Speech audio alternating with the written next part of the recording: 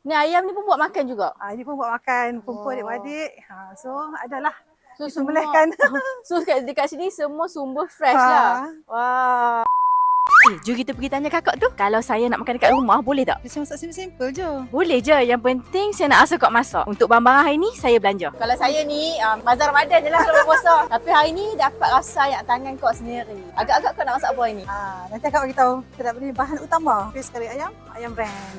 Oh, so ini dia punya secret ingredient guys. Paste kari ayam, ayam brand. Inilah rahsia nak masak cepat. Akak akan kerja. So, masa tak banyak.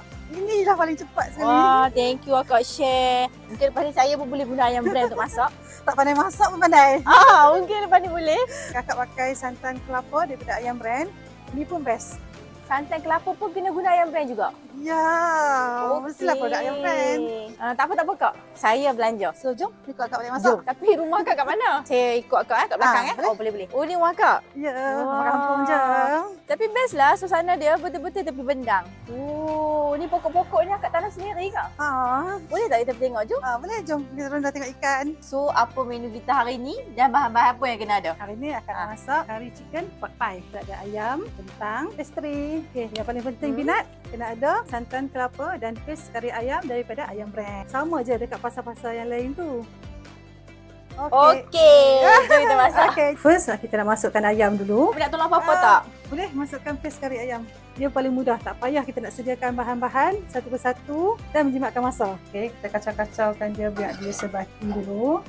Ui, wanginya bau dia kak. Kan? Tanpa bahan pengawet, tanpa tambahan MSG. Ya, sangat sesuai seksi keluarga. Akak guna santan ni sebab dia tak pecah minyak. Okay, sekarang dah siap kari kita. So, kita akan pindah ke dalam bekas untuk kita buat pie. So, sekarang kita masukkan ke dalam oven. Panas. Sekarang kita nak buat air ke? Ya, kita nak buat air coconut latte. Air pun guna coconut milk. Sama seperti santan asli. Rasa dia berlemak. Yang penting halal. Lepas kita masukkan air semua, kita masukkan santan kelapa ayam brand. Wah, nampak berlemaknya kan kopi ni. Tapi Pinat jangan risau, bebas kolesterol. Makanan dah siap. Makanan ada, ayam pun ada. Crispy lah tekstur dia. Dia rangup kat luar, lembut kat dalam.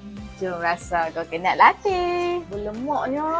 Bila guna coconut milk. Tak payah ambil kopi. Tak payah. Terima kasih Kak sudi bagi Pinat tumpang berbuka puasa dekat rumah ini. Okey, sama-sama. Terima kasih juga Pinat sudi datang rumah Kak puasa.